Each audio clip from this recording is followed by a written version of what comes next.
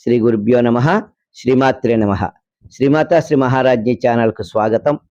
ఎందరో మహానుభావులు, అటువంటి వారిలో బ్రిటిష్ కాలంలో కాశీ విశ్వవిద్యాలయం కట్టాలని ఎంతో కృషి చేసి దానిని పూర్తి చేసిన ఒక మహా వ్యక్తి గురించి కొద్దిగా తెలుసుకుందాం. ఈ వీడియో పూర్తిగా చూడమని మనవి. నవతరానికి స్ఫూర్తిదాత మాలవ్య. భారతీయ నవతరానికి స్ఫూర్తిదాయకమైన అలనాటి నాయకులలో చెప్పుకుని తీరవలసిన హైందవ జాతి రత్నం పండిత మదన మోహన మాలవ్య. ఏక వ్యక్తి సైన్యం అన్నట్లుగా ఆయన తన జీవితాన్ని గడిపారు. కాశీ విశ్వవిద్యాలయ స్థాపన కోసం విరాళాలను అర్థిస్తూ ఆయన దేశమంతటా పర్యటించిన నాటి అనుభవాలను తెలుసుకుందాం. మాలవ్య హైదరాబాదు నవాబు వద్దకు వచ్చి హిందూ విశ్వవిద్యాలయ స్థాపనకు విరాళం ఇవ్వవలసిందని చేయి చాచి అర్థించారు. కోపోద్రిక్తుడైన నవాబు, ఒక హిందూ విశ్వవిద్యాలయ స్థాపనకు నన్నే విరాళం అడుగుతావా? ఎంత ధైర్యం నీకు అని కాలి చెప్పును తీసి ఆయనపై విసిరారు. మాలవ్య మారు మాట్లాడకుండా ఆ చెప్పునే కానుకగా 2 చేతులతో అందుకుని నేరుగా బజారు వీధికి చేరుకున్నారు. అక్కడ ప్రజలను పిలిచి నవాబు తనకు ఎంతో ప్రేమతో ఇచ్చిన పాదరక్షను వేలం వేస్తున్నానని, నవాబు మీద గౌరవం కలిగిన వారెవరైనా తగిన మూల్యం చెల్లించి దానిని దక్కించుకోవచ్చునని ప్రకటించారు.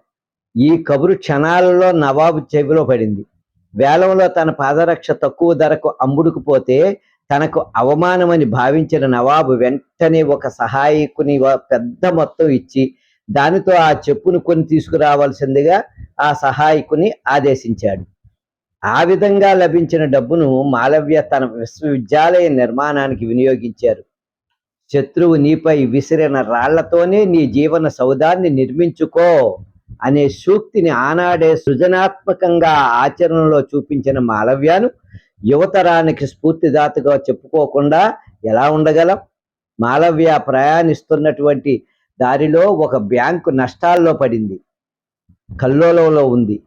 మదుపరులంతా అంతా డబ్బు అందులో దాచుకున్న వారంతా తమ డబ్బు తమకు ఇచ్చేయవలసిందని బ్యాంకు మీద విరుచుకుపడటంతో నిర్వాహకులు తలబాదుకుంటున్నారు. ఏం చేయాలో అర్థం కాక ఆ సమయంలో మాలవ్య బ్యాంకు లోపలికి వెళ్ళి తన విశ్వవిద్యాలయ నిర్మాణానికి విరాళం ఇవ్వాల్సిందిగా అడిగాడు. పండిట్ జీ, మా బ్యాంకు దివాలా తీసే స్థితిలో ఉందని తెలుసు కూడా మీరు అలా అడగడం న్యాయమేనా అని వారు ఆయన్ని ప్రశ్నించారు. మాలవ్య వారితో, ఒక 5 లక్షల రూపాయలకు చెక్కు ఇవ్వండి చాలు, నగదు ఇవ్వక్కర్లేదు మీరు అని అన్నారు. ఆ కాలంలో 5 లక్షల రూపాయలంటే ఈ కాలంలో కోటాను కోట్ల కింద లెక్క. వారు దిమ్మెరిపోయారు. భయం లేదు, నా మీద నమ్మకం ఉంచండి, మీకు అంతా మంచే జరుగుతుంది, నేను చెప్పినట్లు చేయండి అన్నారు మాలవ్య. వారు భయపడుతూనే ఆయన అడిగినట్లుగా చెక్కు రాసి ఇచ్చారు. మర్నాడు ఈ వార్త హిందూస్థాన్ టైమ్స్ దినపత్రికలో ప్రముఖంగా వచ్చేయింది. ఏమని?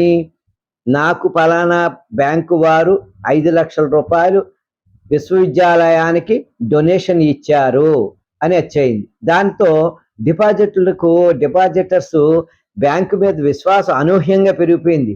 ఇది మనం విన్నటువంటి పుకార్ అనమాట. చాలా పటిష్టంగానే ఉంది ఈ బ్యాంకు.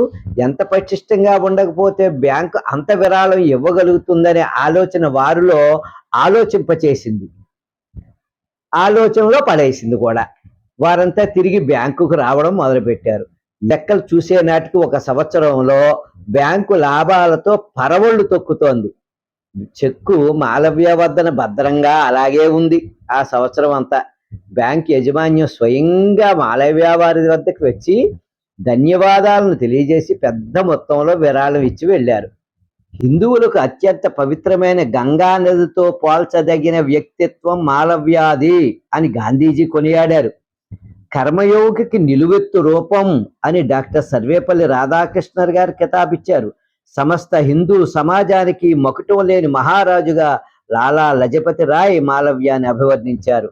అంకుటి దేశభక్తితో పాటు సనాతన ధర్మ పరిరక్షణ అవసరాన్ని గుర్తించి హిందూ జాతీయవాదాన్ని ఉద్యమంగా చేపట్టిన భారత మాత ముద్దు బిడ్డ పండిత మదన మోహన్ మాలవ్య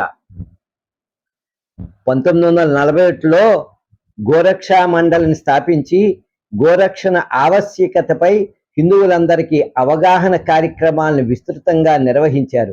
మాలవ్య కంచి పీఠాధిపతులు శ్రీ శ్రీ శ్రీ చంద్రశేఖరేంద్ర సరస్వతి స్వామివారు 1934లో వారణాసిని సందర్శించినప్పుడు మాలవ్య సంస్కృత భాషలో పంచరత్నాలను రాసి వారికి సమర్పించారు. నడిచే దైవంగా కీర్తి పొందిన పరమాచార్యుల వారు మాలవ్య వారిని సత్కరిస్తూ ఆనాడు అద్భుతమైన సభను నిర్వహించారు. అలాంటి సభ కాశీలో అంతకు ముందెప్పుడూ జరగలేదని చెప్పుకునేవారు.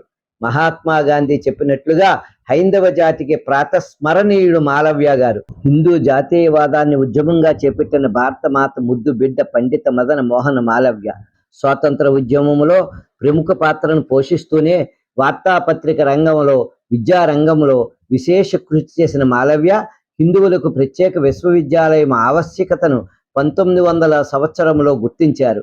వజ్ర సంకల్ప బలంతో 1916 ఏప్రిల్ 1 తేదీ నాటికి పూర్తి స్థాయిలో ఆ విశ్వవిద్యాలయాన్ని ప్రారంభించగలిగారు. హరిద్వార్లో గంగాహారతిని ప్రారంభించినది మాలవ్య పండితుడే. శ్రీ గురుభ్యో నమః.